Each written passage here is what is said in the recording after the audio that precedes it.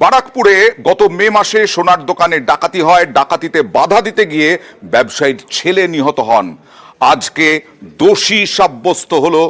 আগামী সোমবার সাজা ঘোষণা করবে আদালত। কথা বলবো প্রতিনিধি অরুণের সঙ্গে। অরুণ, কজন দোষী সাব্যস্ত? দেখো, 2023 সালে 24শে মে যে ব্যারাকপুরে সোনার দোকানে ডাকাতি হয়েছিল, সেই ঘটনায় কিন্তু খুব অল্প সময়ের মধ্যেই কিন্তু সমস্ত আসামিদের গ্রেফতার করা গেছে। এই ঘটনায় 5 জনকে দোষী সাব্যস্ত করেছে আদালত এবং 5 জনকে একটা আদালত দেখে তাদের কি ঘোষণা, তাদের যে বিচার ব্যবস্থা কি হয়েছিল, কি করেছিল, সমস্ত পঙ্খানুপঙ্খ তাদেরকে জিজ্ঞাসা করেন এবং তাদের বুঝিয়ে দেন। তারপর তাদের বলেন, আপনারা মানসিকভাবে প্রস্তুতি দিন, কারণ আপনাদের দোষী সাব্যস্ত হয়েছেন। আগামী সোমবার দিন আপনাদের আনা হবে এবং পরিবারের লোকজনদের সঙ্গে তিনি কথা বলে সব মিলিয়ে তারা যে দোষী সাব্যস্ত সেটা চিহ্নিত হয়েছে। আগামী সোমবার। এরা কোথাকার বাসিন্দা? এরা দেখো, প্রত্যেকে হয় বিহারে, নয় এখানকে যে ব্যারাকপুরের একজন আছে যিনি কিপার ছিলেন, তিনি ডেকে আনেছিলেন। প্রত্যেকে কিন্তু এই 5 জনের কিন্তু হয় সম্ভবত ফাঁসি অথবা যাবজ্জীবনের কথা তিনি বিচারক কিন্তু তাদের শুনিয়েছেন।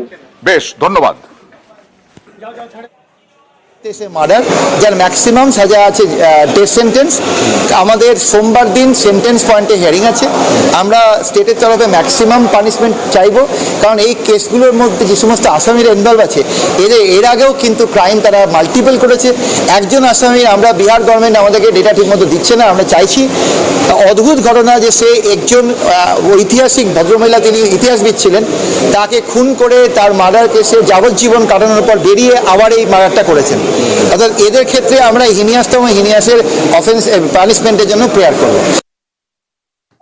ব্যারাকপুর পুলিশ কমিশনারেট যে কথা দিয়েছিল যে ভিকটিম যে ছেলের বাবাকে, এন্ড সেই কথাটা আমরা রাখতে পেরেছি।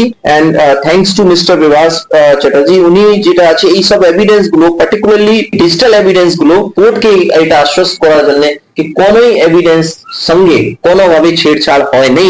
আমরা 15 মাসের মধ্যে এটা কনভিকশন, আজকে কনভিকশন হয়েছে। এন্ড আই থিংক 2 তারিখ যেটা আছে ওদের সাজা হবে।